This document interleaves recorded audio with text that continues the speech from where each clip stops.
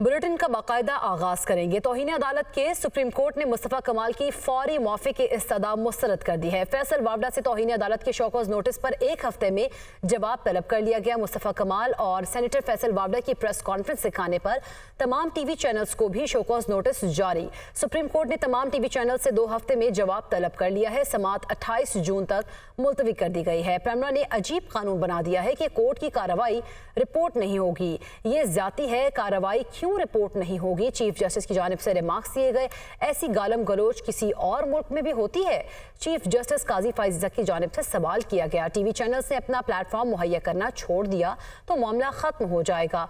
मुझे जितनी गालियां पड़ी हैं शायद किसी को ना पड़ी हो। चीफ जस्टिस पाकिस्तान, आप इस पर प्रेस कॉन्फ्रेंस से किसकी खिदमत करना चाहते हैं? कभी हमने ये कहा कि फलां को पार्लियामेंट में तौसी क्यों दे रहे हैं?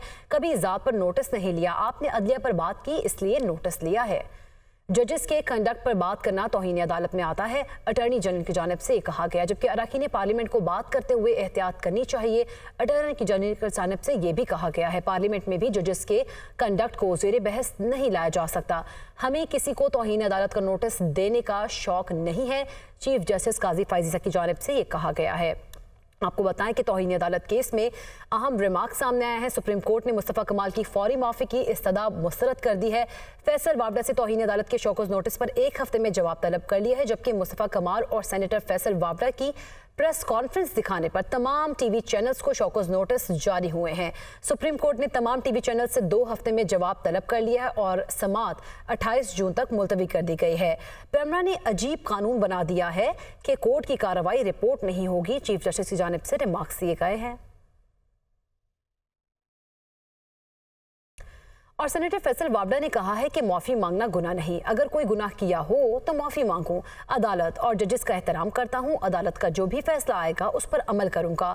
वो सुप्रीम कोर्ट पेशी के बाद मीडिया से गुफ्तगू कर रहे थे। उन्होंने क्या कहा, आइए आपको दिखाते हैं। माफ़ी मांगना कोई गुनाह नहीं है, लेकिन माफ़ी के लिए कोई गलती भी तो करनी ज़रूरी है। अगर मैंने कोई गलती की है तो मैं खड़े में बैठे हुए आदमी के साथ कैमरे के सामने जाके हाथ पकड़ के हाथ जोड़ के ही माफ़ी मांग लूँगा। मुझे उसमें कोई प्रॉब्लम नहीं है। चीफ जस्टिस साहब है, उनकी ऑनेस्टी का मैं उनकी अपॉइंटमेंट से पहले भी कहा था, उनके बेंच की भी रिस्पेक्ट और ईमानदारी की बात है, तो मुझे उनके आगे तो पेश होने में कोई अबाम नहीं है। जो उनका फैसला होगा वो मैं मंजूर करूँगा। मैं बहुत रिस्पेक्टफुली उनकी कोर्ट की भी इज़्ज़त करता हूँ और 3 जजेस की भी। एमक्यूएम के रहनुमा मुस्तफ़ा कमाल ने कहा है कि अदालत ने मौक़िफ़ पेश किया कि अगर कोई बात थी तो माफ़ी मांगते हैं। तवज्जो दिलाने के लिए कहा, सुप्रीम कोर्ट में अपीलेट बेंच फिक्स होना है। सऊदी निज़ाम से मुल्क में खुशहाली नहीं आ सकती, सऊदी निज़ाम अच्छा नहीं है। प्रेस कॉन्फ्रेंस में सूद से मुतालिक केस की तरफ तवज्जो भी दिलाई थी। वो सुप्रीम कोर्ट के बाहर मीडिया से गुफ्तगू कर रहे थे। उन्होंने क्या कहा, ये आपको दिखाते हैं। सुप्रीम अपीलेट बेंच में जो बेंच बनना है कि अदालत को किसी बात पे नागवारी गुजरी है, due to respect to the judiciary, हमने उस पर अपोलॉजी कर ली है। हमने उनको उस पर अपना टेंडर किया है, अपनी अपोलॉजी को अनकंडीशनल अपोलॉजी टेंडर की है। मैंने जब प्रेस कॉन्फ्रेंस भी की है उसमें ये बात की कि जब सो मोटो एक्शन हुआ तो हमने उस पर कोई एतराज़ नहीं किया। हमने सिर्फ तवज्जो दिलाने के लिए ये बात की। सूद के निज़ाम को चलाने वाले और उसको राइज करने वाले, उसको मानने वाले, और जहाँ ये राइज है तो फिर तो खुशहाली नहीं आएगी। और नाज़रीन, बानी पीटीआई के अकाउंट से मुतनाज़ ट्वीट का मामला। एफआईए ने बैरिस्टर गौहर और रऊफ हसन का बयान कलमबंद कर लिया है। दोनों रहनुमाओं ने 21 सवालों के जवाब दिए, बयान भी रिकॉर्ड कराया। दोनों रहनुमाओं की एफआईए को दोबारा तलब करने की, पेश होने की यकीन दहानी। इसी पर बात करेंगे। आदिल तनोली हमारे साथ मौजूद हैं। जी आदिल तनोली, आगाह कीजिएगा इस पर। जी देखिए, बानी पीटीआई के अकाउंट से मुतनाज़ा ट्वीट के मामले पर एफआईए की जानिब से बाकायदा तहकीकात का आगाज कर दिया है। और आज पहले मरहले में पीटीआई के सेक्रेटरी इत्तलात रऊफ हसन और बैरिस्टर गौहर को एफआईए की जानिब से बुलाकर उनके बयानात जो है वो कलम बंद किए गए हैं। 4 घंटे तक दोनों रहनुमान जो है वो एफआईए की तफ्तीशी टीम के सामने पेश हुए हैं, जिनमें बैरिस्टर गौहर से एफआईए ने 2 घंटे तक सवालात किए हैं और 21 सवाल मजमूई तौर पर जो है वो किए गए हैं और उनके जवाबात मांगे गए हैं, जिसमें इजराइल की जानिब से यह बताया गया है कि बानी पीटीआई का ट्विटर अकाउंट उनकी गैर मौजूदगी में कौन ऑपरेट कर रहा है और इसके अलावा बानी तहरीक इंसाफ की गैर मौजूदगी में किसकी इजाजत से मवाद जो है वो अपलोड किया जा रहा है। ये जो मुतनाज़ा ट्वीट हुआ है इसके मामले पर ये सवालात जो है वो एफआईए की तफ्तीशी टीम की जानिब से पीटीआई के रहनुमा रऊफ हसन और बैरिस्टर गौहर पर किया है। इसके अलावा मुतनाज़ा ट्वीट किसकी इजाज़त से अपलोड किया गया और मुतनाज़ा ट्वीट को अभी तक डिलीट ना करने की क्या वजूहात हैं। FIA तहकीकाती टीम की जानिब से ये भी पूछा और साथ ही साथ ये भी कहा गया है, ज़राए की जानिब से जो मालूमात मिली हैं उसके मुताबिक दोनों रहनुमाओं ने अलग अलग सवालों के जवाब जो है वो तफ्तीशी टीम को दिए हैं। दोनों रहनुमाओं में जवाबनामा जमा करवाने के बाद बयान अलग से भी रिकॉर्ड करवाया है। 4 घंटे तक तहरीक इंसाफ के चेयरमैन जो हैं वो सही, दोनों रहनुमाओं ने जवाब भी जमा करा दिए हैं। आदिल तनोली आगाह कर रहे थे, आपका शुक्रिया। चेयरमैन PTI बैरिस्टर गौहर ने कहा है कि हमूदुर रहमान कमीशन की रिपोर्ट 2011 में डिक्लासिफाइड हो चुकी थी। FIA ने इस मामले पर दोबारा बुलाया तो भी आएंगे। जिस पार्टी ने इलेक्शन जीता है निशिस्तें उसको मिलनी चाहिए। वो इस्लामाबाद में मीडिया से गुफ्तगू कर रहे थे। मजीद क्या कहा, ये देखते हैं।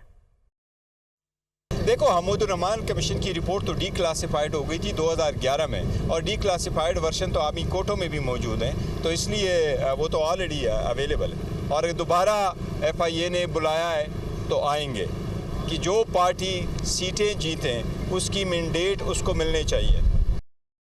FIA ने सारिम बर्नी को कराची एयरपोर्ट से हिरासत में ले लिया है। सारिम बर्नी को अमेरिका से कराची वापस पहुंचने पर हिरासत में लिया गया है। सारिम बर्नी पर इंतहाई संगीन नौयत के इल्जामात हैं, FIA की जानिब से कहा गया है, जबकि काफ़ी अरसे से सारिम बर्नी की नकलो हरकत पर नज़र भी रखी जा रही थी। सारिम बर्नी के खिलाफ अमरीकी हुकूमत से इंसानी स्मगलिंग की दरख्वास्त मौसूल हुई है। इसी पर बात करेंगे। अजहर जैदी हमारे साथ मौजूद हैं। जी अजहर जैदी, आगाह कीजिएगा, मजीद क्या इल्जामात इनके ऊपर हैं? जी बिल्कुल, सारिम बर्नी के ऊपर जो है इंतहाई संगीन नौयत के इल्ज़ामात जो है वो बताए जा रहे हैं कि उनके ऊपर लगाए गए हैं, जिसकी बिना पर जो है उन्हें हिरासत में लिया गया और अमेरिका से भी जो है उनके ख़िलाफ़ दरख्वास्त मौसूल हुई थी, जिसकी बिना पर जो है सारिम बर्नी को एयरपोर्ट से ही जो है वो हिरासत में लेकर नामालूम मुकाम पर मुंतकिल कर दिया गया और कहा यह जा रहा है कि उनसे जो है तहकीकात की जा रही है। उनके ऊपर मुकदमा भी दर्ज किया गया है और मुकदमे को जो है लीगल तरीके से जो है वो लेकर चला जाएगा।